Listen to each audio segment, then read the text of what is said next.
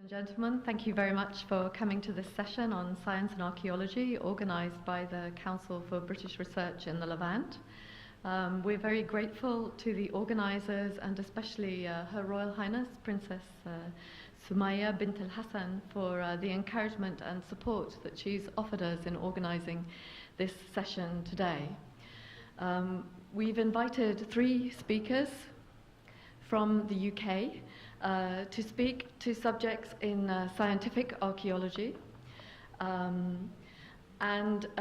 want to sort of broaden people's ideas of what archaeology is and the role of science in archaeology and what it can contribute. I should say that the organisation that I represent, my name is Dr. Carol Palmer, and I am the director of the British Institute in Amman, which is part of the Council for British Research in the Levant.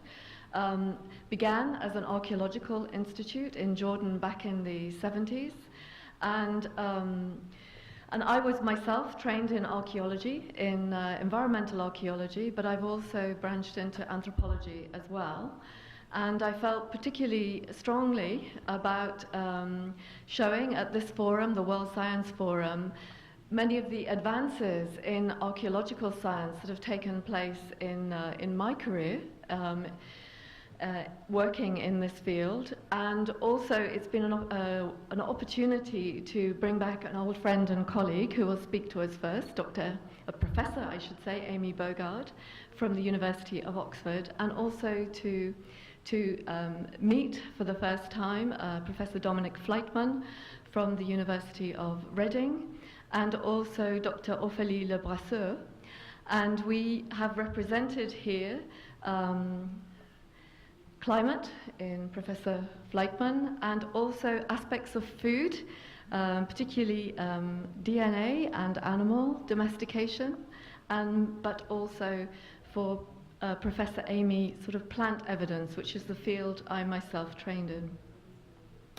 There's been a lot of talk at the forum about the importance of interdisciplinarity, and archaeology is a supremely interdisciplinary subject, and with the dimension of time. And I don't want to say too much more. What we're going to do is we're going to invite our speakers to present on their particular fields for 20-25 minutes. Then we'll have 5 to 10 minutes of questions, and then we'll sum up at the end. So I would like to invite Professor Amy to come to the podium. Thank you.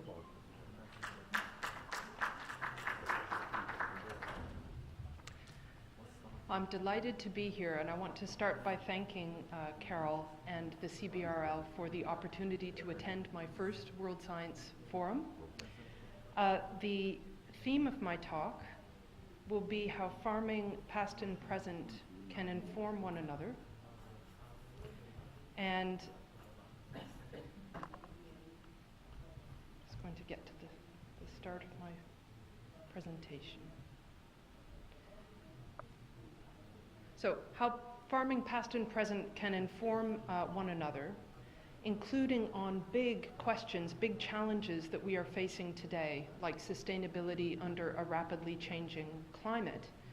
And in this very remarkable place, Jordan, and especially here near the Dead Sea, water is the absolute limiting factor for agricultural production. And those of us who attended the water science diplomacy session yesterday afternoon, we heard about the acute problems of water scarcity in the wider region and the challenge of water shortage and of water sharing, including in the Jordan River Basin. So in light of that very central topic, I've tailored this presentation to focus on some approaches we've developed in archaeology to study past water management. This work features research into not just ancient but also present day farming in Jordan. And in this context, I'd like to acknowledge the pioneering work of Carol Palmer on traditional farming systems in the region, which has very much led the way for the kind of work I'm going to present now. So the research I will talk about is something that was developed in the context of 2 successive projects that I've led in the last 10 years. The first one is called The Agricultural Origins of Urban Civilization. It's about how farming changed in response to the emergence of cities and how cities became more and less sustainable under different ecological conditions. The second project, which I'll also touch upon, was more methodological in focus, and we were refining and developing methods of identifying crop growing conditions and the real detail of farming practice in prehistory, using one particular scientific method, the stable isotope analysis of cereal remains and pulse remains, the actual remains that we find of crops. And I'll tell you more about that as we continue.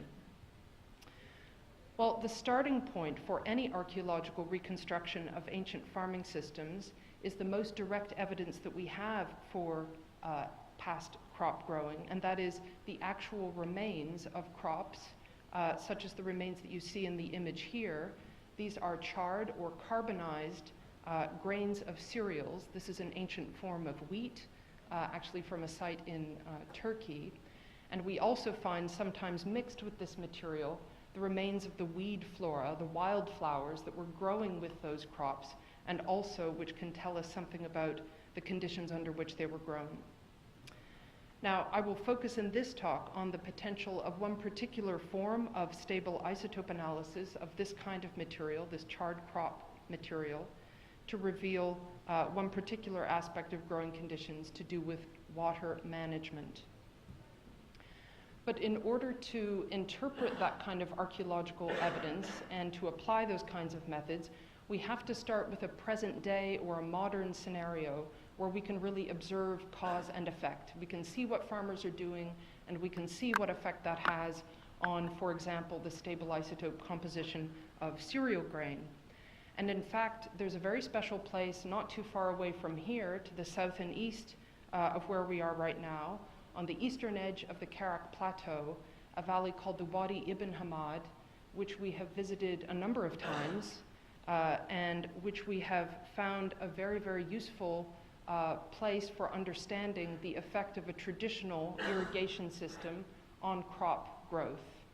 So what is special about the Wadi Ibn Hamad is that this is one of the few places anywhere in the Middle East where you can still observe gravity flow channel irrigation. So that is in contrast to the form of pump irrigation that we see all over the region today, and which is incidentally much more wasteful of water, and we'll come back to that issue a bit later on. So this is a gravity flow irrigation system which is guiding spring water to fields of wheat and barley. The main crop in the Wadi Ibn Hamad is Triticum durum, pasta or durum macaroni wheat. And you can see in these images what the landscape looks like in the springtime. The most heavily irrigated fields are at the base of the wadi. This is the flattest area, which lends itself to the most intensive inputs of water.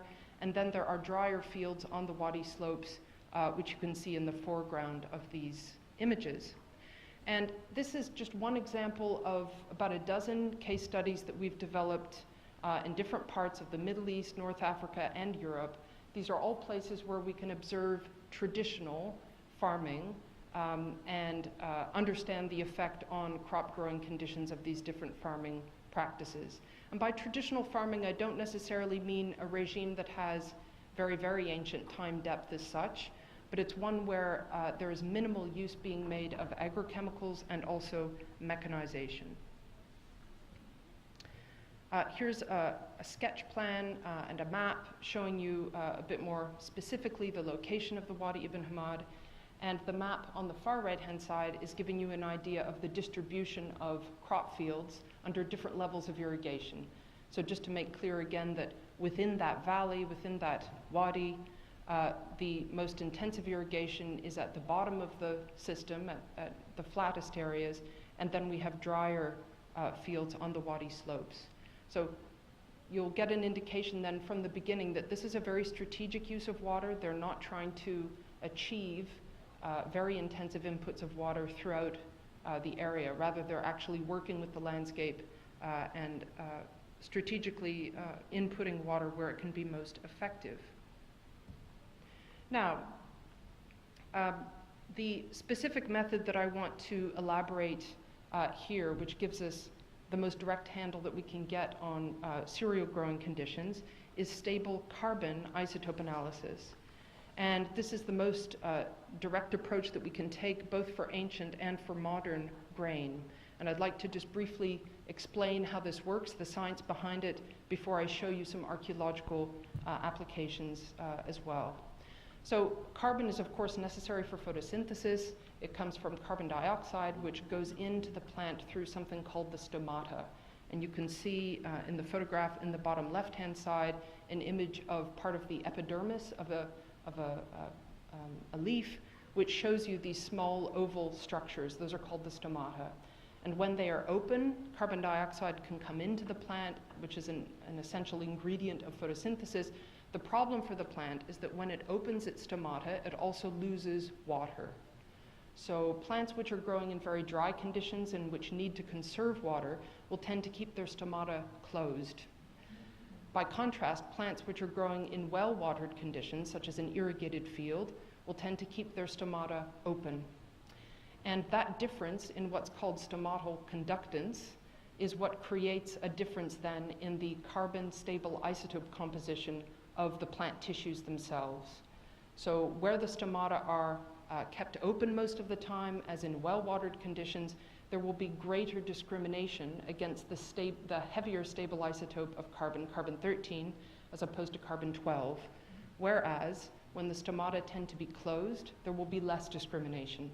So the upshot of all this is that we have a carbon discrimination term, the large delta 13C, which is positively correlated with water status, with how much water is available to the crop during its growth. So the diagram on the far right-hand side is summarizing for you how that relationship works in three different kinds of crop, which are important in traditional agriculture in the Middle East and also, as you'll see, in ancient agriculture too, wheat, barley, and lentils as an example of a pulse crop. And in different ways for all three of these crops, we can relate that carbon discrimination term, the degree of discrimination against the heavier stable isotope of carbon, to the amount of water that has been added. So that is now a method that incidentally comes originally out of plant science and then crop science, which we can adapt to the study of traditional farming systems like the one in Wadi ibn Hamad, and that we can then also apply archaeologically. Well, I'd like to show you initially how we can apply that method to a series of modern case studies where traditional irrigation is being practiced. This diagram is summarizing a series of locations in Jordan, in Syria, and also in Greece, where we've been looking at traditional water management. And in each of these cases, we have differing levels of precipitation, temperature, and so on. What I want to point out with this image is that the Wadi ibn Hamad is one of the driest, hottest of the case studies that we've looked at. So really very marginal conditions in the absence of irrigation. Now, this is what some of our results look like, and I want to highlight one specific part of them to draw your attention to. The y-axis is the carbon discrimination, the ratio of carbon-13 to carbon-12 that we talked about before, but expressed as large delta 13C, so it's positively correlated with water availability. And if you can make out the writing along the bottom, what you'll see is that irrigated fields in the Wadi ibn Hamad tend to have higher values of carbon discrimination in their cereal crops, this is in wheat, grain, than the dry fields. So the theory that I told you about before seems to work. It seems to successfully distinguish for us the increased water availability that we see under gravity flow irrigation in the Wadi ibn Hamad. The other thing you may notice though here is that all of the values from that valley in southern Jordan are dry relative to what we see in some of the other modern irrigation studies that we've conducted, such as the study in Borja, which is in the Ebro Valley of northern Spain, where rainfall is much higher. It's around 700 millimeters of rain per year. So we always have to interpret these values in their context, taking local rainfall and temperature, amongst other factors, into account. Well, I'd now like to show you an application of this method actually to a site very near the Wadi Ibn Hamad. This is part of a multi-site study that we published a couple of years ago. And this is the site that's marked at the far south of this map by letter F. And it is a site called Herbet Faris. It's located on the edge of the Wadi Ibn Hamad. It's a medieval village site. It was occupied for a very long period, actually before and after the period I'm going to talk about, but the main sequence that I will discuss is from the 5th to the 13th centuries AD. This was an excavation by Jeremy Johns and Alison McQuitty, and it featured very careful sampling for archaeobotanical remains, the kind of charred crop remains that I told you about before. So we have a very rich archaeobotanical record to tell us about farming in this location through the early Islamic period. And so we've, amongst other things, carried out carbon stable isotope analysis of crops from this site, wheat and also barley. And I'm showing you some of the results here. And the upshot of it is we see both cereals, both barley and wheat, being grown under a certain range of water status conditions, extending from quite dry to moderately wet fields. And this is exactly what we would expect if they are indeed taking advantage of that opportunity for low-level gravity flow irrigation in the wadi just below the site. So we have evidence here for a very long-term use of that kind of approach to irrigation in this location, which is taking advantage of those affordances of the local landscape. Now, there's another stable isotope technique that we can also use to infer aspects of ancient farming, and that is looking at the ratio of the two stable isotopes of nitrogen, nitrogen 15 and nitrogen 14. And instead of telling us about water management, this tells us mostly about another aspect of farming, and that is inputs of organic matter. So it could be additions of animal dung, it could be kitchen waste, it could be crop processing waste, any kind of organic matter that helps replenish the organic matter that is removed by harvesting and cultivation to maintain fertility in fields. And just briefly, the causal story here is that by adding that organic matter, from which the lighter stable isotope of nitrogen, nitrogen 14, is constantly being lost through volatilization, we have an enrichment in the heavier stable isotope of nitrogen, nitrogen 15, in the soil, and that heavier isotope signature is then inherited by plants that are growing in those fields. So this is another method actually coming out of agronomic science, crop science, which we can adapt for use in archaeology to say something about ancient growing conditions and land management. Now, to understand cause and effect here, in traditional farming scenarios, we looked to North Africa and specifically to Morocco, because Morocco has an amazing range of traditional agrosystems that are still observable today and under very variable climatic conditions. So ranging from Mediterranean, relatively high rainfall in the north, in the Rif region, right the way to the far south, grading into the Sahara, where you can see oasis cultivation and also rain-fed terrace farming. And in all of these systems, we were looking especially at 6-row barley cultivation, local land races of 6-row barley. And here's a snapshot of some of the isotope results we got from that study. Now, carbon discrimination is on the horizontal axis, and nitrogen isotope ratios are shown on the vertical, the y-axis. And what you can see here are 3 pretty distinct clusters of fields. The rain-fed fields in the Rif region in the north are the best watered, so they have the highest carbon discrimination values, but they have very low nitrogen isotope values, I should say nitrogen 15 values, and that's because there was very, very little manuring in that system. There is instead a steady loss of organic matter for all kinds of interesting social and economic reasons in the Rif region. By contrast, the oasis fields that are shown with the dark red symbol in this graph have very intensive inputs of manure and also careful irrigation. So they look relatively wet on the carbon axis, but also very enriched in nitrogen 15 on the nitrogen axis. And finally, the third cluster of fields, these are rain-fed terrace fields in the south of Morocco in an area of about 200, 250 millimeters of rain per year, so pretty marginal for rain-fed farming, and where watering levels, as you can see in the carbon values, are quite variable, and where there is also some low-level manuring, so you get some enrichment in delta 15N, the nitrogen values as well. So this gives us a kind of framework, a kind of space to think about the interpretation then of water management and also organic matter management, fertilization, in past farming systems. And so I'd like to now show you a couple examples where we've started to apply that method, and it includes a site which is again not far from here, Ain Ghazal, now in the modern capital of Amman, and we'll look at that in detail in a moment. I'm also briefly going to talk about a site to the north in present-day Syria on the middle Euphrates River, Abu Huraira, another very famous Neolithic site, roughly contemporary with the occupation of Ain Ghazal. Ain Ghazal is very famous. It was excavated by Professor Kafafi and Gary Rollifson and Alan Simmons in a number of campaigns.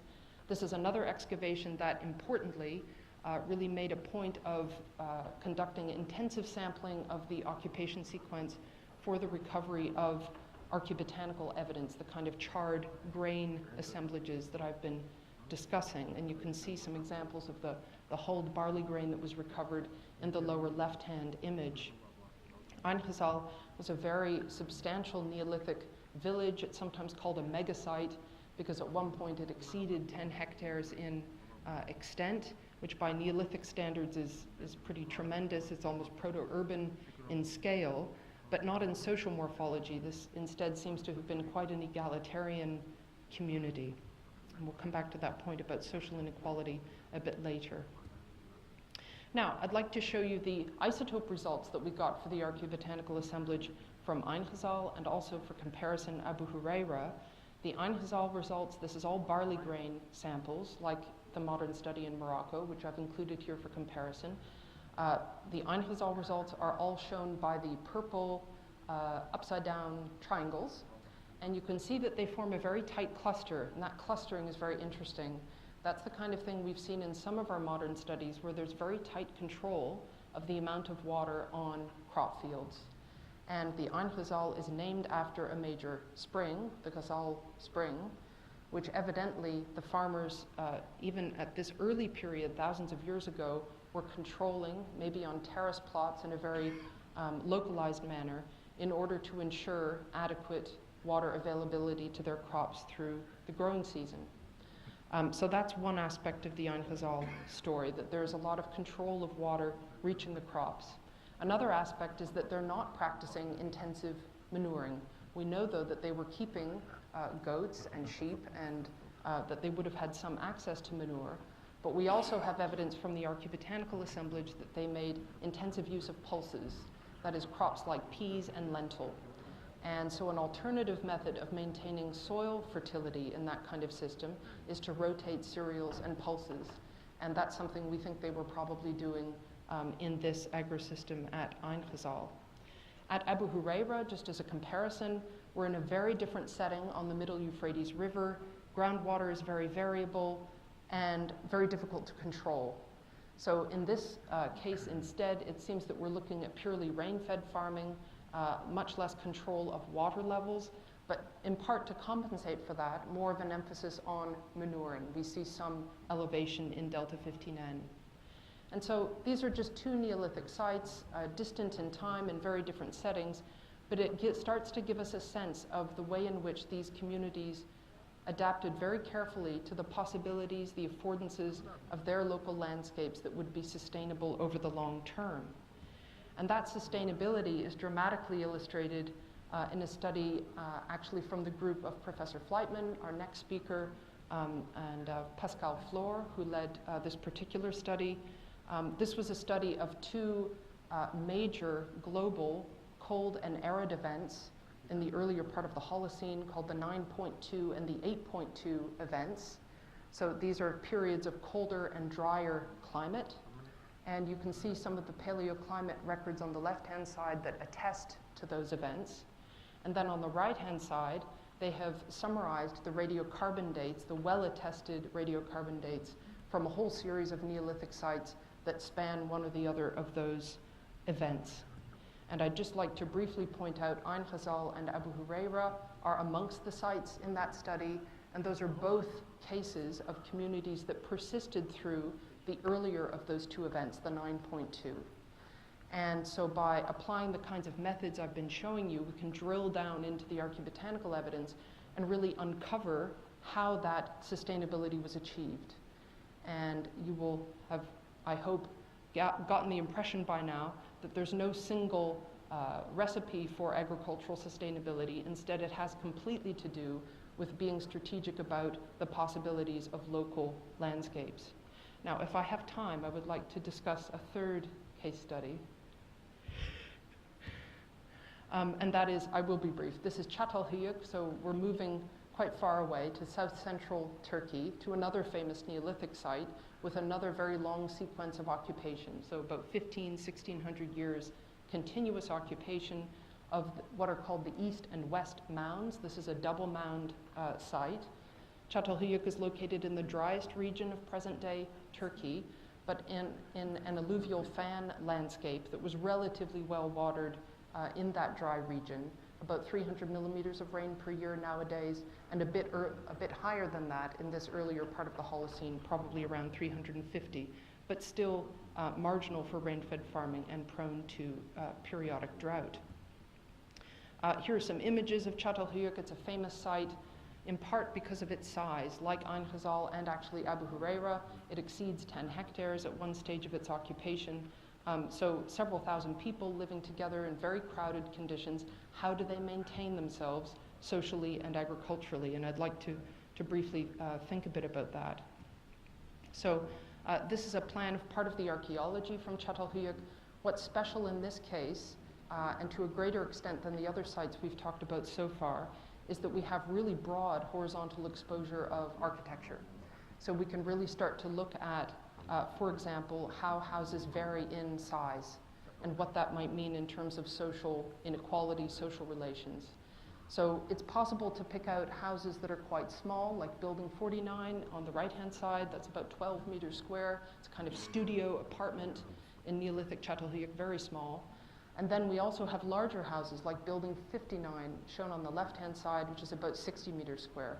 So one question that we've been discussing off and on in this long-term excavation project is, what does that variation mean? Was this actually quite an unequal society, or was it egalitarian or somewhere in between?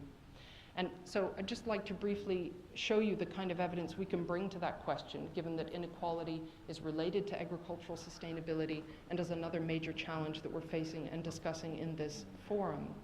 So one kind of evidence we can consider is architectural, house size. And I've distinguished in this bar chart between living space in the black shading and storage space in the gray shading. And what you can see is that though we have this remarkable range of house sizes differing by about a factor of 5, if you look proportionately at the allocation of space for storage, it's remarkably consistent amongst houses. It's about 20 to 30% of house space that seems to have been paced out and allocated for each house to store their food and other goods. So that suggests that storage, rather than it being to do with wealth accumulation in a competitive way, seems instead to be roughly proportional to living space and probably to household size.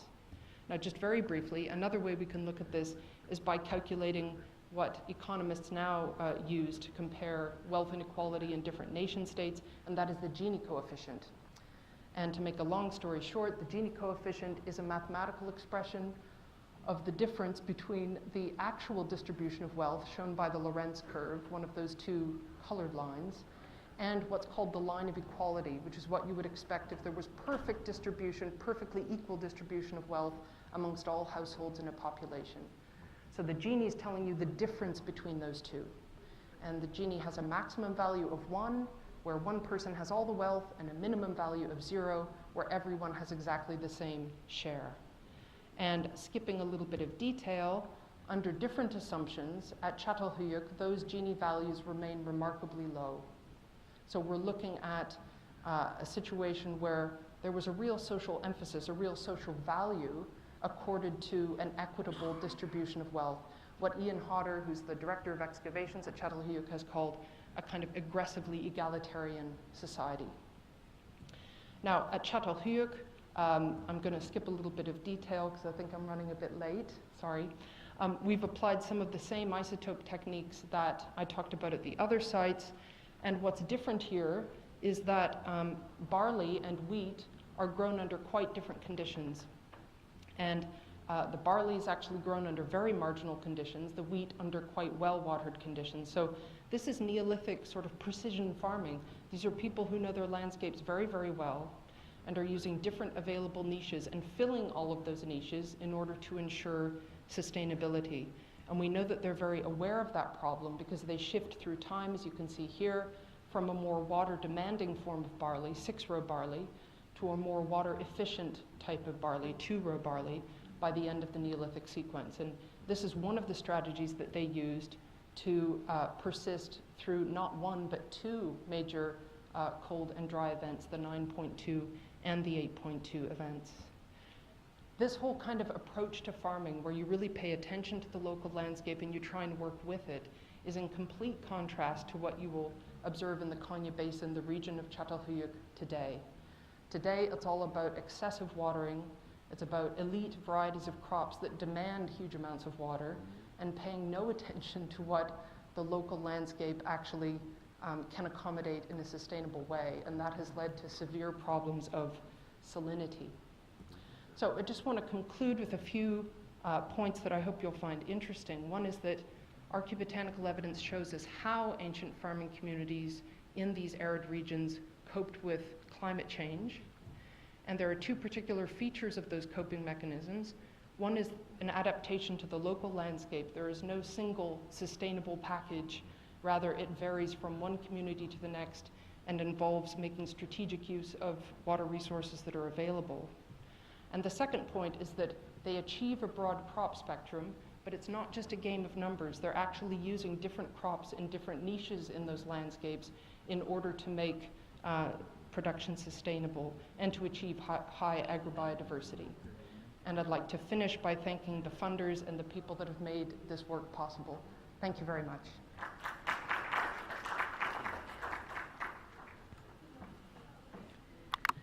Thank you very much, Amy. I'd just like to open up for questions. If anyone has a particular question, I found that very, okay. We have from the audience, do we have a microphone?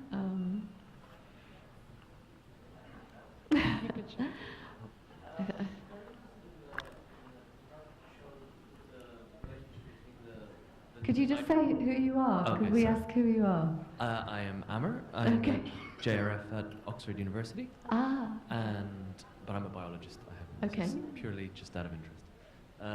The relationship between nitrogen and carbon, Yes. and I'm wondering how that then relates to yield, and whether, for example, farmers who thought, oh, well, we have plenty of water, that's going to be enough to feed us, whereas in this more struggling environments, they thought, okay, we need to really boost production with manuring.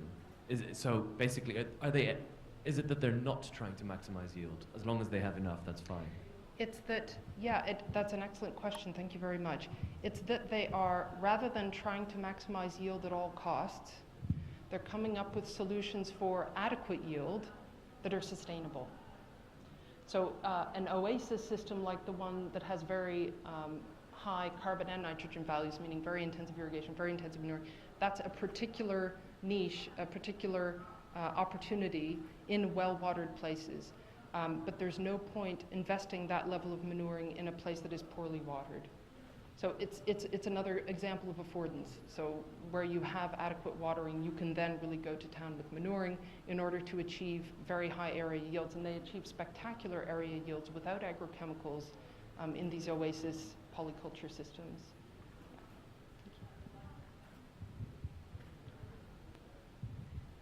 thank you. Do we have another question? Philip, Assistant Director in... Hello, I'm Philip, the Assistant Director of CBRL Amman. So I was wondering, I was interested in the Gini coefficient, and that this is an agricultural community, but you're suggesting research shows that they're aggressively egalitarian, and how this relates to the broader arguments within anthropology that hunter-gatherers are primitive communists, but agriculturalists are the beginning of monarchy and inequality. Yeah. No, that's exactly the kind of thought space I'm aiming for here, is that here's an example of a community, 1,500 years of agriculture, that was not only sustainable, but they managed not, there's no chieftain's hut here, there's no palace in the center. They managed to avoid lasting social inequality. But it's because farming will certainly foster accumulation, monopolization of wealth under the right circumstances. But if there are socio-political mechanisms that prevent it, it needn't do so. And we can argue that in principle, but we can now show that in actual fact over this long time period. Okay. Engineer Ihab. Please, can you also, yes. Hi, I am Ihab Amarin. I am the Director General of the Jordan Museum. Also, my background is architecture and history of architecture. Yeah. So when you started talking about the architecture and the house architecture there, we are more interested in Ain Ghazal. As you know, that Ain Ghazal is one of the iconic places, and it means a lot to the story of Jordan. So is there available data regarding the house size and if there is any reflections of social status or anything regarding that? So the more knowledge we get about this community, as it was one of the first maybe civilized and city-start communities, it will enrich our knowledge about this important site. Thank you. Thank you. That's an excellent question. So from the publications of Ain Ghazal, and you see it actually in the reconstruction in the bottom right-hand corner here. This is from the middle PPNB, for those of us who know this terminology, the middle pre-pottery Neolithic B phase at Ain Ghazal. There seems to be a real emphasis on modularity and similarity in house size and house layout. So though the number of houses that we can compare is less than what we can do at Çatalhöyük, simply because there's been more excavation at Çatalhöyük, the indication here is that we're looking at a real emphasis on similarity, including in wealth, household wealth and accumulation. So it's another argument, I think, for lack of radical inequality being an ingredient of long-term sustainability, agricultural sustainability. Beginning of a street there, the concept of street. Yes, no, there is. There has been, because of the alignment of these houses, and you can see it in the reconstruction, they are in sort of terrace rows. And another actually aspect of the way you could interpret the Ain Ghazal isotope evidence that I showed you before, this very tight clustering, is that even though we're comparing different households here, we're looking at barley from deposits in different domestic contexts, they're achieving very, very similar agricultural conditions. So there's a real sharing of agricultural knowledge beyond the household, and of success in agricultural production is a collective success, not just an individual household achievement. Thank you. Oh, thank you. Thank you very much. Thank you very much, Amy. And I would just like to thank Her Royal Highness Princess Dana Faras for joining us this afternoon. Thank you.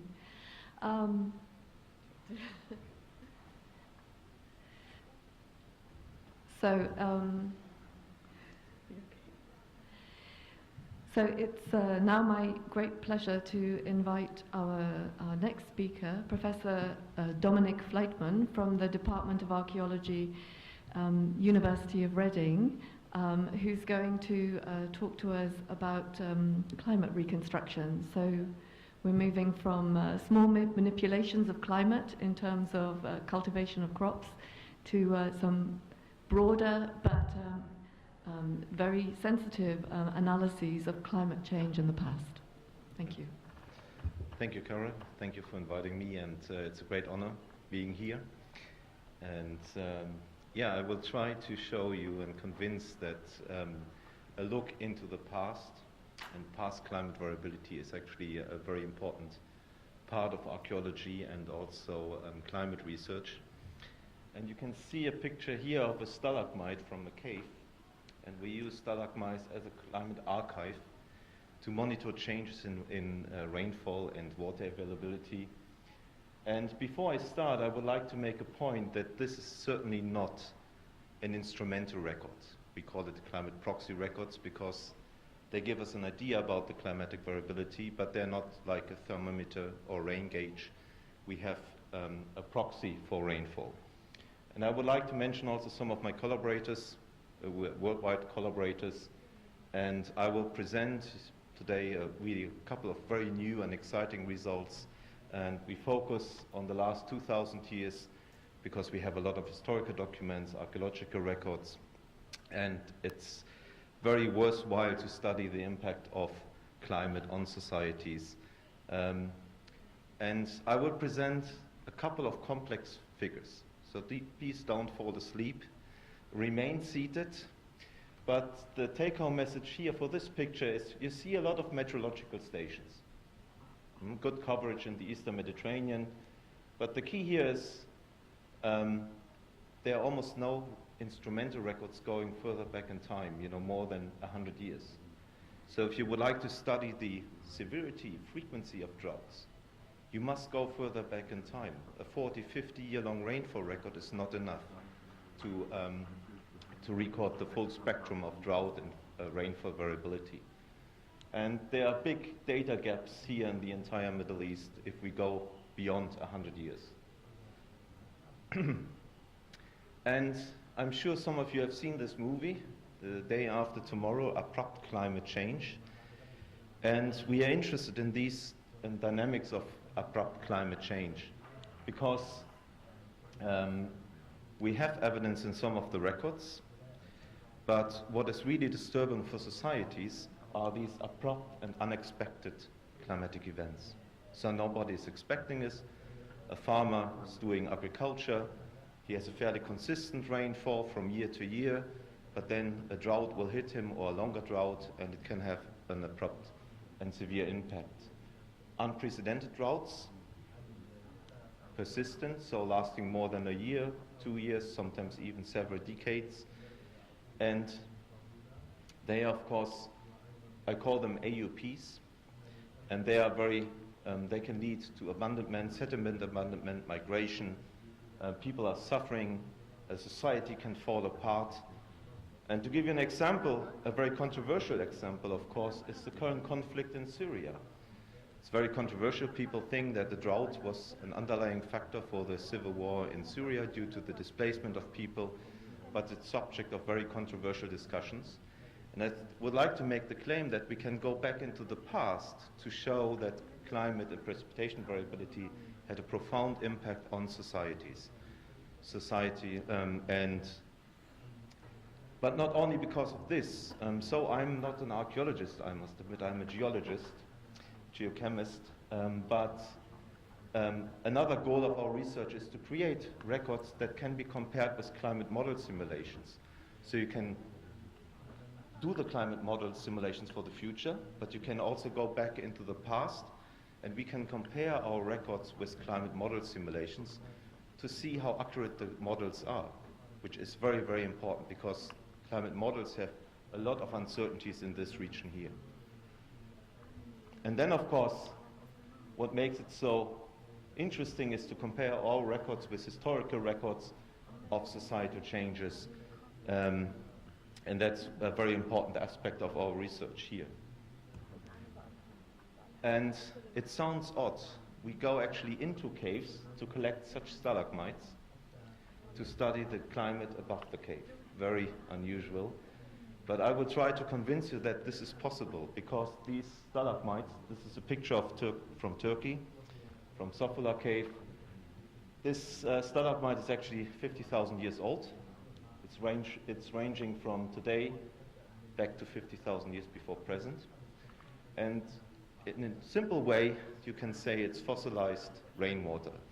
So a rainfall above the cave, the rainwater goes through the soil, becomes acidic, dissolves the limestone. That's the reason why we have these cavities and caves. and a stalagmite is formed then inside the cave, and it preserves the climatic and environmental signals. That's very important. It's a little bit like an ice core in Greenland, but we have an equivalent here that's a stalagmite in a cave. And I don't want to go into details, but just to show you that we can do a lot of state-of-the-art measurements. We have really multi-million pound labs to do this kind of research, so it's a big investment to do the dating using radioactive elements, uranium series dating, environmental isotopes, oxygen, carbon isotopes, trace elements. They can give us information about the amount of precipitation. Some stalagmites are a little bit like trees. They have tree rings or kind of growth rings every year. We can count them, we can measure the thickness. It's also related to rainfall. And they contain even small amounts of water. We can extract the water and can obtain direct isotope measurements of ancient precipitation. And some of our stalagmites are up to 5 million years old. This is an example from Iraqi Kurdistan. This is actually a stalagmite covering the entire Holocene period, the last 10,000 years from this cave, a person for scale. So it's a huge investment, and we invest a lot of time and effort to create these records. And I would like to show you 2 examples, really fascinating examples from this region. So one is from Getchka Cave. This is the cave here in Iraqi Kurdistan. We collected this stalagmite, and the key is we compared precipitation records from the cave site, from Kurdistan, and made a kind of correlation map. So whenever we have a drought here in northern Iraq, it's representative for the wider Middle East, including Jordan and Syria. And you can collect the sample here, and what we do is age dating, like radiocarbon dating, but we are using uranium and thorium. And we have the time. So the stalagmite was still actively growing when collected in 2013. And we go back in time, so from 2013, we go deeper and deeper. So this is the older part, much older, and we have a continuous record of the last 1,100 years. And then there is a gap. That's because of an earthquake. So they can also record seismic events. And the stalagmite continued later on. So don't panic. This is a pretty messy plot, a lot of figures, but I will guide you through. So what you can see here is the time axis from 19 to 2000. This is actually what we've measured in the stalagmite. This is the oxygen isotope record. So when we have more negative values, that means more precipitation, less precipitation. This is a Tigris River discharge. This is a drought index, reconstructed drought index using instrumental data and gridded gridded data. This is precipitation for this particular site in northern Iraq, and this is temperature. And you can see a really nice correlation between what we've measured in the stalagmite, including the recent droughts, and for instance, Tigris discharge, but also the drought index, the decreasing winter and spring precipitation, and then coinciding with rising temperatures. That's actually what we call a hot drought, because it's a combination of decreasing rainfall and increase in temperatures, so you increase evaporation, and that's recorded by the stalagmite. So we have 100 years in this stalagmite, and we can go further back in time to see how severe the recent droughts were in comparison to the historical period. So this is also a very important aspect of our research, to place the current droughts into kind of longer-term context, historical context. And I would like, please focus on this one here. This is the oxygen isotope record, 2013 to 900 CE, common era, or AD. And you can see that the current droughts in this region, in the Eastern Fertile Crescent, are the worst droughts of the last 1,100 years. So this is actually faithfully recorded by our stalagmite here. So we are somewhere here, and if you go further back in time, high rainfall, high, low, low, a very cyclical pattern of rainfall. But again, our stalagmite record indicates the magnitude of the current droughts, unprecedented in the last 1,100 years. So, and we did also comparison with climate model simulations, but I don't have enough time to go into these details. Perhaps another interesting story is the emergence of Islam in climate. Is there a connection? I know it's a very tricky topic. I would like to show you a record from northern Oman, from Hoti Cave, which is a show cave. So you can go into this cave, you can visit the cave. There's now a train going into the cave with air condition. It was not the case when we collected the sample. And around 525 AD, so 1,500 years ago, there was a famous kingdom, the kingdom of Hymia, controlling most parts of the Arabian Peninsula, including the Kindib kingdom, which was a vassal. And the Romans called it actually Arabia Felix because it was a really nice place at this time with fantastic irrigation systems. They were part of an international trading system. You can see the trading routes here along the coast, trading very expensive aromatics. And you see a timeline of these kingdoms in southern Arabia, so BC, AD, and you can see these kingdoms, Saba, Hadramaut, Kataban, Ma'in, and Hymia became the dominant power at around 300 AD in southern Arabia. But this kingdom collapses at around 525. It was invaded by the Aksum, the kingdom of Aksum, the Ethiopians. But they were successful because Hymia was in a weakened state, but it collapsed. And then we have a period of general social unrest, societal decline, settlement abandonment, and at the end we see the emergence of Islam. Is there a connection between all of these events?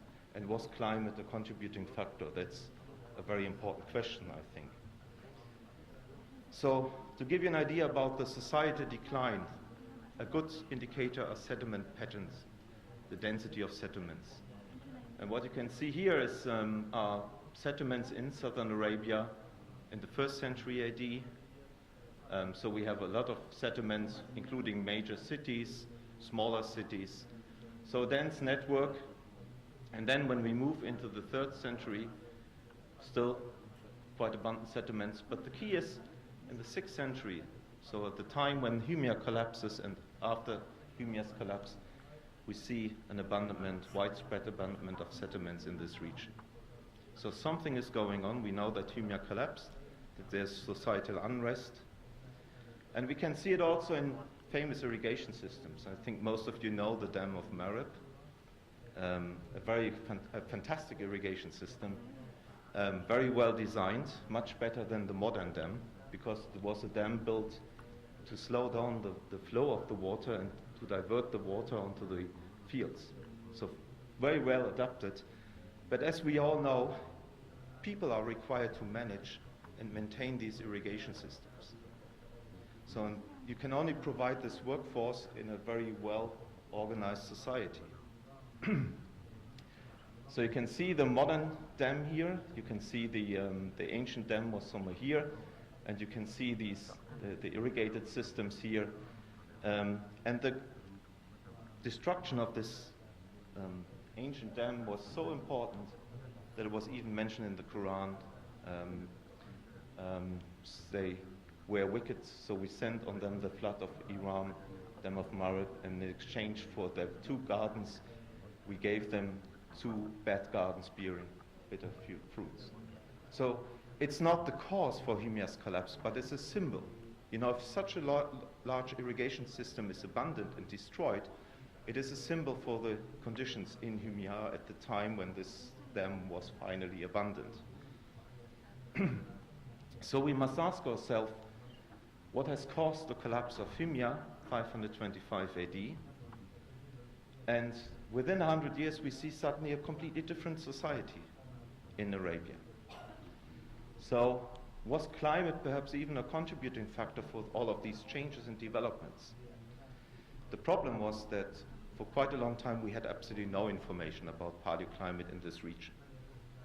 We have all the historical records, archaeological records of society decline, but the crucial piece of evidence, climate, is missing. And if it comes, this is actually our network here. So I will present results from Hoti Cave and also caves in southern Oman. So these are sites where the University of Reading collected samples from caves. So we are trying to create a network of records across the Middle East, which is quite time-consuming and quite expensive.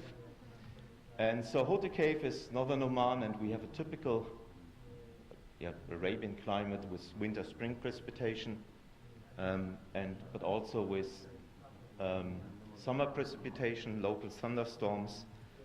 And this is actually the sample. This is a stalagmite. We did again dating, like radiocarbon dating.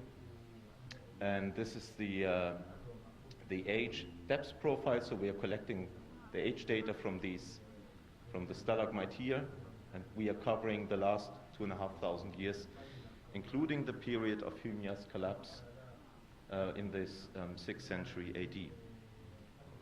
But first of all, I must convince you that the stalagmite from this place is actually a faithful recorder of local precipitation. And to do this, we compared our records with meteorological records from Oman, from many places. And what you can see here is in blue, the blue shaded area is actually the rainfall record for entire Oman. So you can see it's around 200 millimeters a year. And the black record is actually what we've measured in the stalagmite, the oxygen isotopes. You don't have to be a specialist to say, well, there is a similarity, a kind of correlation. So it shows us that the stalagmite is actually a very good recorder of local precipitation. But we can have a wider look and take all the available meteorological stations here in Arabia and compare it again with our stalagmite record. It's not a perfect match, but the tendency is very similar. So we are quite confident that this is actually a very good precipitation record. So sorry for this really messy figure, but what you can see here is the time axis, 2000, when the stalagmite was collected. We are going back in time. And please focus on this record here. So this is based on 1,500 stable isotope measurements. One measurement costs $20. So it gives you also an idea about the investment. Based also on quite a lot of uranium thorium dates. One date is approximately 500 US dollars. And what you can see is the precipitation record. So more precipitation, less decadal scale variability, longer dry periods in Oman. But look at this. This is what an American would say a mega drought, a really severe drought event exactly at the time when Hymia is collapsing. Well, it could be perhaps just a coincidence that we have this severe drought, and you don't have to be an expert to say that this was probably the most severe drought of the last 2,500 years in this region. So, is there a coincidence? And this is another messy figure, but I will guide you through. So this is the record, our Hoti Cave record with this mega drought here. The time axis again, 500 to 650. Please remember, Hymia collapses at around 525. And this is the period when we had the most severe dry conditions, the most severe drought. And so there is, if we compare it also with some other climate records, like from a lake in Iran, this is a dust record, so more dust is of course related to drier conditions. And we see also an increase in dust, but you can also see that our record has a higher resolution. So we have a 2-year resolution. So we can really tell almost from year to year how the precipitation has varied. We have the Dead Sea just in front, nearby. And we can see also a decline in Dead Sea levels. We have another cave Lebanon with dry conditions, so a drought here. And more important, which gives us additional confidence that there was this severe drought at around 525, are historical documents from this region. So people writing about droughts, they're mentioned in historical documents. And we gathered these information, and you can see that there's a peak in historical accounts of drought at around 520. So you can see how all the records coincide.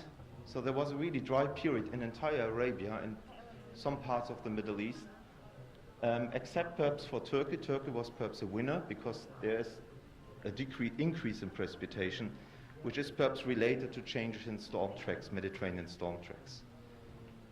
But it's hard to argue that the collapse of Himyar was not, the climate was not an additional factor for Himyar's collapse. Especially when we go further back in time. So here are the records, some of the records, sorry, I've forgotten it. The lake here is, Nile Lake is in Iran, and then Jeddah Cave is somewhere here. Here's our Houthi Cave record, and the historical drought accounts are from this region here. This is an example of such an account. The spring of Siloam, Jerusalem, dried up for 15 years, starting in the year 7 of Justinian, which was the year 523, when the waters stopped flowing. This is one of the last messy plots, I promise. But this is the record you've seen. This is the Houthi Cave record from Oman, with this mega drought here, 525.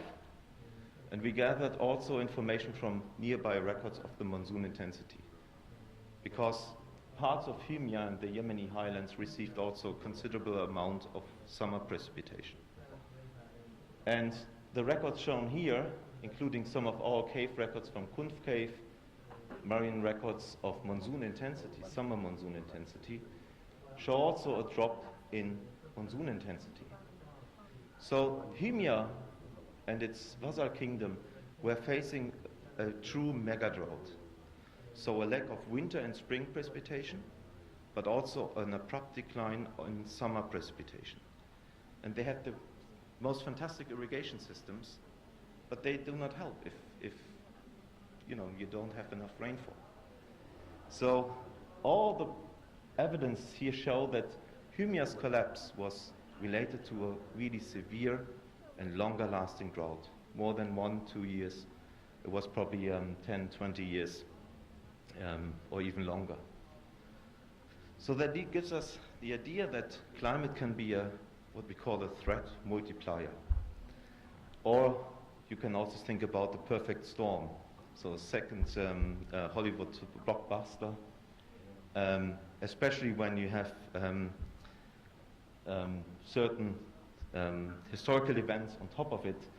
So to summarize the results, Himyar's collapse induced a social-political vacuum. You've seen the abandonment of settlement patterns, you've seen the destruction of the dam, and this was very important to this fragment society. Was fragmented, and you have actually a strengthening of the tribal system, and this was very important for the following historical events, because this tribal competition throughout Arabia at this time, in the 6th and 7th century, as a result of this collapse of Himyar, strengthened also some centers like Mecca, which was always a pilgrimage center. So it became more important because that was a place where the tribes could gather at the time of severe droughts, and and this is also believed that the collapse of Himyar and Kingda was also important for the competing superpowers at this time. The Byzantine Empire, the Sasanian Empire, Persian Empire, to control the region. And this was, of course, not very well received by the Arab tribes. And it was also a little bit of religion, Christianity. This was actually also a contributing factor to unite the the societies in Arabia. Yeah, I'm ready soon. And so this is kind of the environment in which the Islam emerged.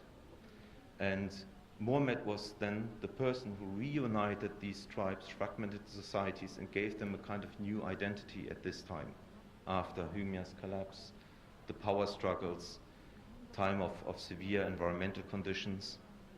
So we have a cascade of events at this time, and drought was one of the initial triggers for all of these developments. So I think it's worthwhile to go back into the past to study also how ancient societies responded to severe drought conditions, and to get an idea how perhaps how future droughts can affect societies. So there is this model of the adaptive cycle. This is kind of societal model. So all the societies are going through cycles, and we can say that perhaps the expansion of Hymia was a kind of this R cycle, so expansion. Then a society enters a phase of conservation, so they are trying to maintain your level. But the drought hit Hymia hard, so we see Hymia's collapse, Aksum's invasion, and the Islam was then a way to reunite and reorganize the society. So this is kind of adaptive cycle, and if you have several, you can call it a Panaki model. And so I think it will convince you that droughts are a very important factor, and it's worth to go back in time and to study ancient collapse and link it with climatic events to inform us about future threats and dynamics, societal dynamics. Thank you. Thank you.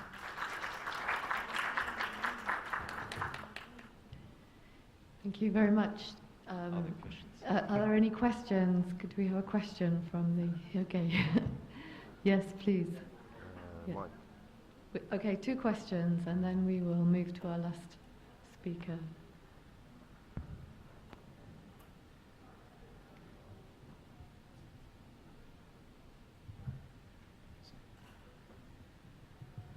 Thanks, Dominic, for an interesting talk.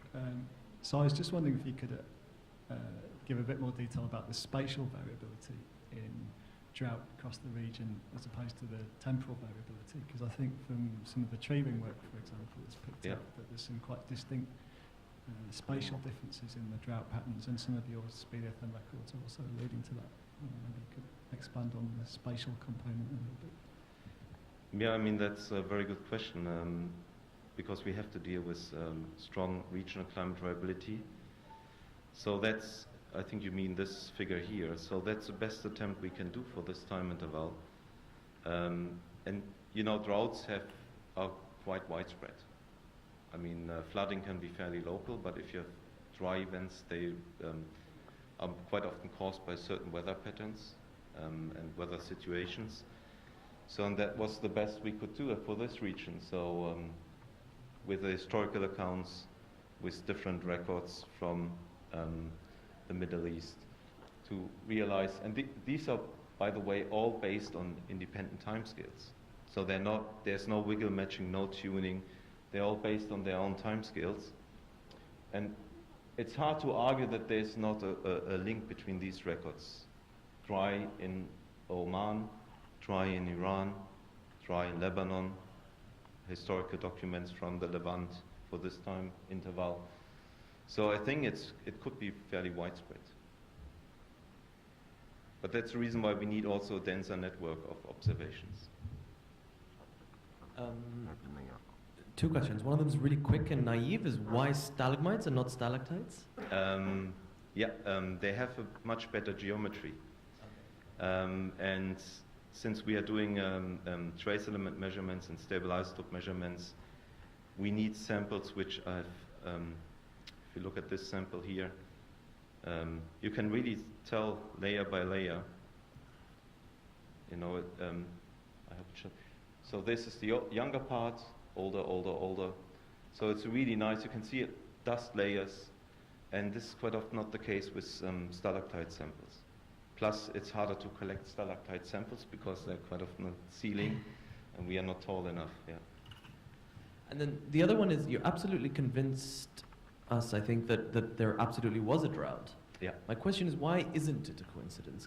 If I could reverse your question, you're saying maybe this is not a coincidence, but what makes you think that it isn't? Because globally speaking, is there a consistency with droughts that coincide with? I mean, droughts are caused by certain weather patterns and perhaps global phenomena. At this time, we know that there was a series of volcanic eruptions, but they were slightly after these droughts. I think the relationship to the collapse of the civilization. Yeah, because it's almost simultaneously. I mean, if you look at these images and the records, I think that's the right figure. So Hymia collapses at around 525, and you can see that the drought period, so the red shaded area is actually drier than today, started already at the beginning of the 6th century. So I think it weakened Hymia because they were heavily relying on a consistent rainfall cycle. And if you have less water, you have, of course, a lower agricultural yields. People are suffering, and this is certainly not good for social coherence. And and again, this is not like wiggle matching. We have to deal with age uncertainties, but they are all based on independent chronologies. And I think what convinces me the most are these historical accounts. You know, the more frequent accounts during the 520, between 520 and 530, exactly when we see these extreme drought conditions in Arabia, southern Arabia. So I think it's like a big puzzle. You put all the pieces together, and it's simultaneous. So it's really hard to argue, and you know that you've seen the Dam of Marib, there are a lot of terraced fields in Yemen, so you know that they're heavily relying on rainwater for agricultural productivity. And if you have nothing to eat, what do? You try to get it from somewhere, or you're migrating. Yeah. Small comment. Strange. In the story of Jordan, actually drought was one of the blessings. It's very strange to say this. Why? Because it was one of the main drivers behind innovation. The people in Java 5,000 years ago, because of the drought, because of the very harsh environment, they managed to create very complicated water systems. Yeah. So I would like to thank you, because really you are talking about a very interesting topic. And also another piece of information, that in the Jordan Museum we are redefining the story of Jordan through those themes, not depending on chronology. So we are talking about the drought and water, and how this challenge motivated the people to innovate and to create great things. Thank you. Yeah, I think it's a really important comment that drought is not, and collapse is not necessarily a negative thing. It's a perfect form of adaptation to a crisis, and if we see these developments, it certainly led to a new society with a slightly different social system, new belief, but also very successful. Strong. Yeah, Thank doesn't you. kill us, make us stronger. So. Good. Thank you very much. Good. Thank you very much for your comments. Thank you very much, Dominic. And now it's my great pleasure to introduce our last speaker for this afternoon, Dr. Ophélie Le Brasseur, who comes also, like Amy, from the University of Oxford, but from a different lab. She is working in the lab of Professor Gregor Larsen, and is a postdoctoral researcher working on a number of projects that I think she's going to tell us about. And we've asked her to come today to particularly introduce DNA analysis, which is one of the new breaking fields, all breaking fields, but one of the new breaking fields in archaeology. Thank you very much. So I'm Ophélie, and I'm a postdoctoral researcher at the University of Oxford, working with Professor Gregor Larsen on domestication and the early dispersals of domesticates using ancient DNA. And today I'm going to talk to you about ancient chickens, what archaeogenetics can tell us about the history of human-chicken relationships and sustainable food development. But before I plunge into the chicken project, I want to just give you a brief summary of where we are at when it comes to archaeogenetics. What can genetics actually do for archaeology? So 1990, Jurassic Park comes out, and basically the idea is that you can extract DNA from dinosaur blood that has been preserved in like a mosquito in amber for like about 80 million years. And we know that this is not actually possible. Although in the early 1990s, they actually did try something very similar. We have a team in 1992 led by Desal, who actually tried to extract DNA from a termite that had been preserved in amber for about like 25 to 30 million years old. And they did extract DNA, it turned out to be modern contamination. So we do know this is not possible, but there's a lot of like preconceived ideas about what DNA can do. And I'd like to run through a few of those with you. So the first one is the age of the sample. Obviously, you have a sample, eventually the DNA will degrade and there won't be any DNA left to extract, or it will be so degraded that you won't be able to reconstruct the genome. So this is something to bear in mind. The second thing to bear in mind is the preservation state. Obviously, you might have a really young sample from about 400 years ago, but if it's been really badly preserved, the DNA will have degraded so much that you won't be able to get anything out. But on the contrary, you might have a sample, well-extracted DNA from dogs from like 6,000, 7,000 years, 8,000 years old that has actually had really good preservation states. So this is something to bear in mind as well. Availability of references. This is a problem that I've encountered in my master's. I was working on a species called the Java deer, and we have a current student, PhD student in our lab, who's working on gut worms. And for both of those species, there's barely any references that we have. Like we can't actually compare our results with any other results because there's nothing available. And we also don't know where to target, what's the best region to target. So we can always try to reconstruct genomes using de novo sequencing. The problem is that you won't have enough data to be able to properly compare it. So what's the point of the research if you can't fully place it into a context? And finally, something else that we've asked a lot is a lot of people come to me and they're like, can you just do the DNA and tell us what we find? And I'm like, I can't really do the DNA. It's not a magic wand approach. You need to be able to know exactly what you're targeting. And sometimes people ask me to target things that we actually don't know where the gene that is basically responsible for that trait lies. So for instance, I'm currently working, we were asked if we could look at the quality of alpaca wool in Peru during the Inca period and also when the Europeans came, because they kind of messed up all the breeds over there. The problem is that there's two genes. We know there's two genes that govern like the fibers, like the smoothness of the fibers and the diameters. We just don't know where they are on the genome. So we can't actually do the study because we don't know where it is. So those are like 4 things that we need to take into account when we come for like genetics and try to answer archaeological questions. But if you've got all of those fine and all sorted, then we can move ahead with the actual study. And for the past few decades, mitochondrial DNA has been used a lot to reconstruct phylogenies, phylogeographies, domestication. So to give you a bit of a background, we all have 2 types of DNA. We have nuclear DNA, which is passed down from both parents to the next generation. It's found in the nucleus of cells, and there's obviously 1 copy. But we also have mitochondrial DNA, which is only passed down through the maternal line. It's found in the mitochondria of cells, and there's quite a few mitochondria in a cell. And within the mitochondria itself, there are there's like thousands of copies of the mitochondrial genomes. So we literally have thousands of copies of the mitochondrial genomes for just 1 copy of the nuclear genome, which means when DNA was first used for archaeology material, that was really good. You had more chances of recovery. And another thing with mitochondrial DNA is you have this kind of like region within the genome called the control region or the D loop. And the thing is, it doesn't actually code for any protein, so it means the mutation rate is a lot faster. So you can see a lot more mutations, a lot more changes, and this allows you to make phylogenies and phylogeographies. So this is basically why it's been used so much. The problem with Sanger sequencing using mitochondrial DNA is you're restricted to a very short target.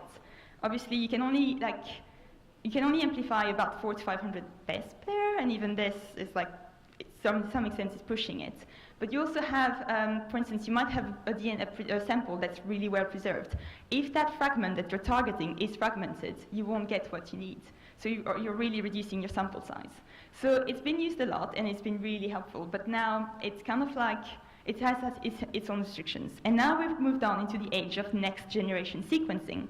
And basically what next-generation sequencing allows you to do is really sequence anything that you have in the sample. So what we tend to do is that we basically extract the DNA of a sample and then send it for what we call screening. That allows us to have a look, to basically blast out everything that there is in there and tell us how much of the DNA that we have is endogenous, is proper to the chicken, and how much is just contamination, bacterial, human, and everything else. And then once we know which samples are the best, then we'll send it for sequencing, but proper in-depth sequencing to get full nuclear genomes and mitochondrial genomes. We can also do like bait capture. So if you have several mutations on a gene that you want to target and you know where they are, then you can design a bait that just basically captures it. And then you get all of those mutations into one go for all of your samples as well. So it's incredible. Like the amount of data you can get in this resolution is kind of a dream for like an archaeogeneticist. But obviously, there is a point where it comes to like, there's no point in generating data just for the sake of generating data. What's your research question? And that's where the Chicken Project comes on. So what is the Chicken Project? So it was started in 2014 by Naomi Sykes and Mark Mulvey. And basically, they gathered up a team of archaeologists, but also other disciplines. So in terms of archaeology, we had the University of Leicester, who looked at geometrics, morphometrics, and paleopathology. We had Nottingham looking at isotopes. York looking at lipid residue analysis in pots to see if people were cooking chickens and how they were cooking it. Bournemouth University was using more of like traditional zoometric techniques. We were doing the genetics at Oxford, and Roehampton had a whole range of anthropologists who were looking at those human-chicken interactions in, for instance, the Canary Islands with cockfighting, but in Ethiopia as well, which I'll talk a bit later, and in art across time. So it was a really interdisciplinary, but also multidisciplinary, because as well as anthropologists, we also had geographers, ecologists, artists. We had like a whole range, it was a really, really interesting study to do. And the aim of that research was basically, we know chickens come from South Asia, or Southeast Asia, that's where they were. And now they're like ubiquitous across the world. So how did they come into Europe? We have no idea how they came into Europe, when, like which route they took, and how were they integrated in the society? How did they come to be like so integrated in our world? So that was the research questions. So my first story for the Chicken Project is called Oracles and Exotic Travelers. So this is a map of the mitochondrial DNA genetic diversity in modern chicken populations that I did for my PhD in 2013. And as you can see, we have a lot of genetic diversity in South and Southeast Asia. Obviously, that's where they're kind of coming from. Island Southeast Asia is dominated by clade D, or haplogroup D, and that's mostly associated to the Austronesians. But the rest of the world is basically dominated by haplogroup E. It's just found everywhere. So in terms of Europe, what was it like in the past? So in 2014, my colleague Linus Gerden-Flink conducted a study on basically 80 ancient samples across Europe spanning the last 2,000 years. And out of all of the DNA samples that actually worked, he found out that all of them were haplogroup E. Okay, right, so we're going from like Europe full of haplogroup E to Europe nowadays with haplogroup E, but also a bit of A, B, and C. And we know that A and B are kind of associated with fancy breeds that were introduced in about 200 years ago with, like, from East Asian stock. So when do we find the first non-E haplogroup into Europe? Is it only in the last 200 years, or is it much earlier? And if it is much earlier, what does that mean? Is it population replacement, or population admixture, or just trade? So for the Chicken Project, we asked basically all the archaeologists across Europe if they could give us their chickens and collaborate with us. So we got samples from more than 100 sites, and a total for the moment of 1,333 samples, of which I did 792 DNA analysis. It's been a long, just a long time. We also got some samples from Libya and Israel from important sites as well, so we do extend a bit more as well. And what I do is I get the bone, grind it into a powder, extract the DNA overnight, but then you have to do some more steps to amplify it, tag it, and then we send it to Copenhagen, to the Center of Geogenetics, by batches of about 200 samples, because then we want to do the screening to know which one is the best chickens that we have, and then we'll take them further for like a full genome sequencing, and also specific characteristics. And what we found, the thing is with the screening results, you can still actually, if the preservation is good enough, you can actually already tell what kind of haplogroup it is. So we did this, and they were all E, just like Linus did. Except, and that's the exciting part, Fishbourne Roman Palace, dating to the 1st and 2nd century AD, we had haplogroup E, but we also had one bone with haplogroup C and one with haplogroup D. Very first time that we're finding non-E haplogroups in the past in Europe. This was really amazing. But before we really got excited, we just realized that this is a scenario that kind of has happened to us before. In Morocco, we had a bone that was supposedly excavated from a medieval context that was not a E haplogroup. We were excited, we sent it for radiocarbon dating, came back at 50 years ago. Hey, great. So basically, probably the problem with chicken bones that we found is that they're very light and they travel through the stratigraphy if the context isn't properly secured. So we're like, okay, this is exciting, but wait, hold on. So we sent them for radiocarbon dating, and bingo, it was good. It's a proper, authentic Roman chicken dating to the 1st century AD. Fantastic, okay. So what does this mean? Was it a wave, did the Romans introduce chickens from other parts of Asia as well, C and D, and then they were completely replaced by E haplogroup chicken, or is it just trade? And that's when the cultural context and the archaeology, the more traditional archaeology comes in, and it's really important to link to our scientific results to really understand. Chickens in the past were really, really prized exotic creatures. They were so beautiful in terms of their feathers that they actually were used in ornamentations for rituals. And in addition, they were such proud animal that they were coins, and also cockfighting represented a lot of symbol of status and power. So there was a lot of things happening in terms of what they represented and what they meant. Actually, this is a really wonderful cemetery. It's the Avar cemetery in Vienna, dating to the 6th and 7th century, and we found a lot of skeletons, and all the skeletons were actually buried with chickens. But there's so many levels of awesomeness on that cemetery, because not only were they buried with chickens, but if the human skeleton was a male, then the chicken skeleton was a cock or a cockerel, and if the skeleton was a female, then the chicken was a hen. So you have a gender association.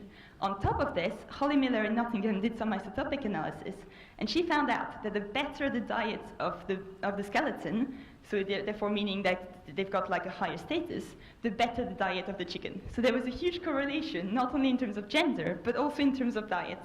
So you've got a really intricate and intimate relationship between humans and chickens here. Which, that's a good question. That's a very good question. So coming back to the meaning of chickens in Roman times, I really like this mosaic because it's the fight of the chickens amidst the personifications of victory and defeat. And for me, this is a reflection of what the Roman army was actually practicing. Before they went into battle, they had with them 2 caged chickens, and they would release the chickens. And if the chickens ate happily, then it would be a victory for the Roman army. But if they didn't eat, or if they started batting their wings, or if they cried, then that wasn't necessarily very good. So I like the idea that you actually have chickens kind of given the role of oracles, of seeing the future. You wouldn't do this today, but back then, they were just that prized. So thinking about this, and also taking into account the fact that Fishbourne was quite special. It's the largest villa that we find north of the Alps. It's got extravagant mosaics with supernatural creatures. And what we know of Fishbourne is that the leader was basically trying to mimic what Rome was doing at the time. And Rome was basically importing exotic animals from all across the Roman Empire to compete into the Colosseum. So Fishbourne kind of did the same, not with quite the same animals. They brought in rabbits and hares, they brought in cats, and they brought in fallow deers. The fallow deer one is really interesting because the fallow deer population that you find currently in England is all descended from the fallow deer that was imported by the Romans to Fishbourne and coming all the way from Mesopotamia. So we know that the fallow deers were coming across the world in Roman terms. And furthermore, as you know, also with all of the trade routes happening in the 1st century AD, they were extending far much more into the east.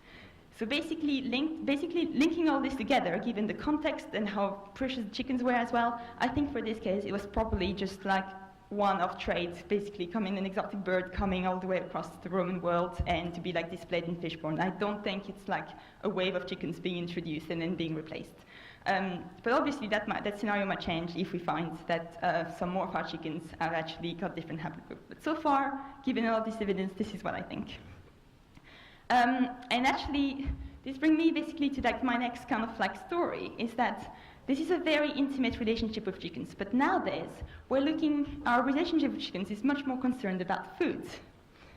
So my next story is like going places, empowering women, enhancing heritage, and increasing chicken production in Ethiopia. This is part of a project that I was part of for like 6 months, and was also part of the chicken project.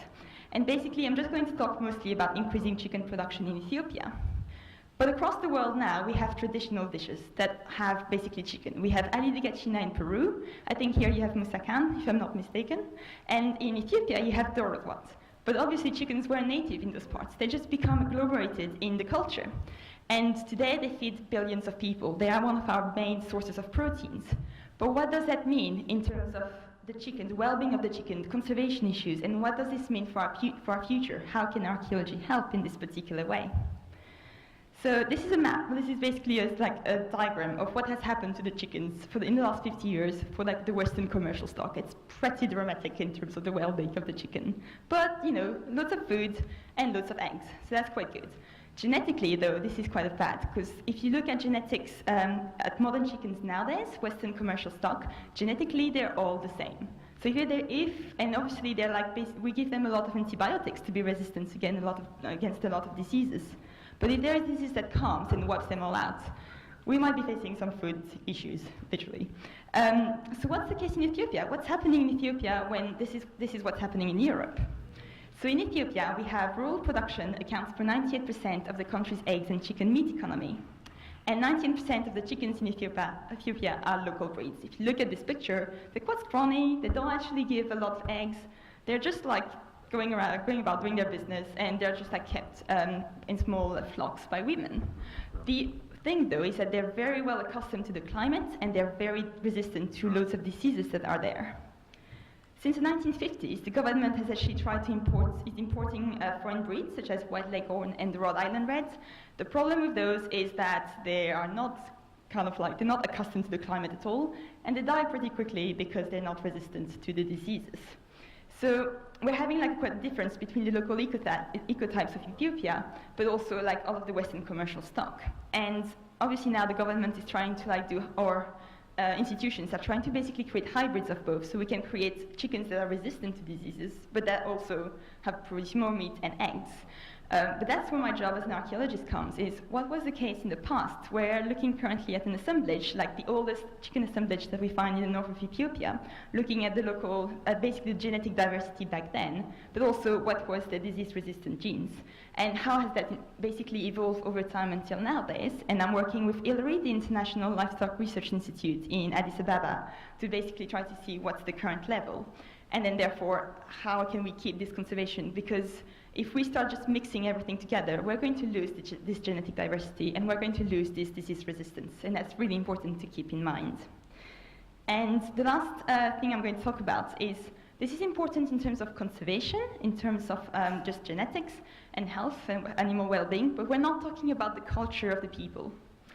And on your left-hand side is basically the picture of a chicken with a rose comb. And Ethiopians, we did a lot of anthropological surveys with all the women who were keeping chickens. And for the rose comb, the women were saying this is the kind of comb that they want. This is what a chicken comb should be like. Anything else, single comb, double comb, pea comb, that's not a comb. That's not what they want the chicken to look like. It's not right for what they need. And same thing for the plumage color. They don't want chickens that are white or black. They want a mixture of colors or other colors. So when it comes to traditionally cooking dorotwat on Christmas Day, they're not likely to take our foreign chickens because they don't look right, they don't taste right as well, that's what they said. So this is important to take into account, because if you want to try to help a country by bringing in chickens that have more meat and that lay more eggs, and hopefully are slightly still resistant to diseases, I think you need the dialogue to talk to the people as to what they also need in terms of their culture. And yeah, I will basically leave you with the thought that if we do have a pandemic in the Western world, because of all our chickens being the same, and we're starting to mix all of our chickens with the local ecotypes that still have this genetic diversity, then we might be dooming ourselves when it comes to the future of poultry production. Thank you very much, and thank you to the organizers.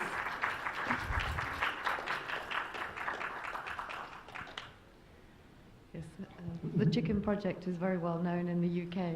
It's caught everybody's imagination, and I think it has from some of the smiles here as well.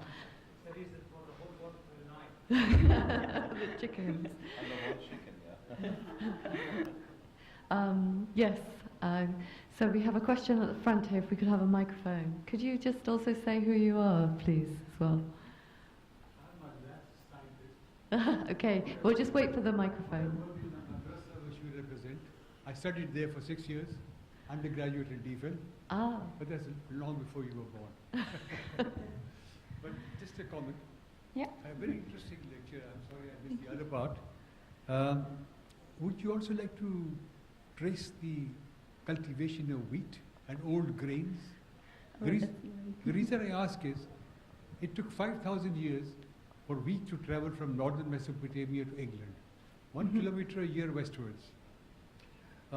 Secondly, talking about chickens and growing fat, I was traveling from Geneva to Paris once with my wife, and there was a couple in front of us who were chicken farmers. So I said, what do you do? Organic chickens, free-ranging chickens. They're wonderful. How many do you have? 5,000. How do you control them? Throw them out, bring them in? We let them out for 50 at a time for 15 minutes each. Yeah. And the other thing is, if you look at the food chain, we have a really great crisis about advanced microbial drug resistance. Is the antibiotics going into the chicken and the beef? And this is a very serious issue. And just a little funny story. We talked about the cushions. So the Bactrians ruled the part where I come from in Pakistan.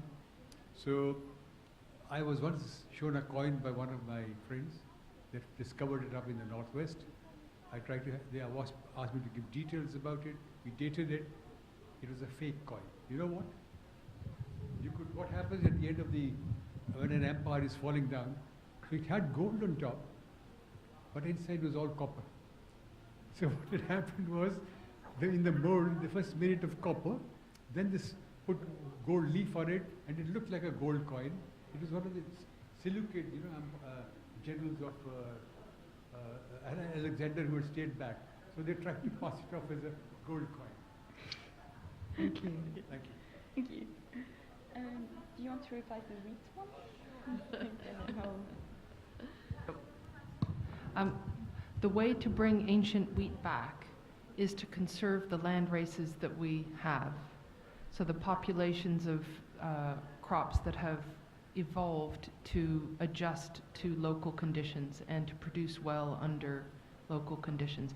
The problem now is that seed companies, the Monsantos of the world, are peddling their crops and promising huge yields, but those yields can only be maintained by excessive inputs of water and chemical fertilizer, which is not sustainable. So this is the whole, as you all well know, the Green Revolution solution that has failed. So we now need to look to land races. Now, we in fact, Ophélie and I were discussing this a little bit at lunch. It is possible to extract ancient DNA from crop remains, but this is by far the slower route to perhaps the kind of solution that you were envisioning. I think the more important route in terms of sustainable agriculture now is to conserve land races.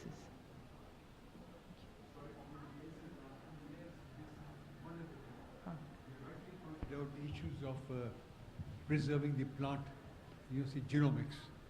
So we just had a 10-year program approved for science and technology in the OSCE countries, and I am supposed to lead the implementation process. And one of the things we recommend is build up your plant gene banks, plant DNA in your countries. Pakistan, we have an excellent gene bank with 36,000 different varieties, and we're collecting wild wheat and wild rice just Fantastic. to watch out for problems like this. And this is essential for every country. Yeah. Something can happen. Yeah, I agree as well. I think. I think. Thank you very much, everybody, for attending. I thank our speakers very much for taking the time and to come and to talk about science and archaeology. I hope that we have persuaded you. Maybe you didn't need persuading, but that we persuaded you that science and archaeology can tell some very interesting stories, and there's more to tell. Thank you very much.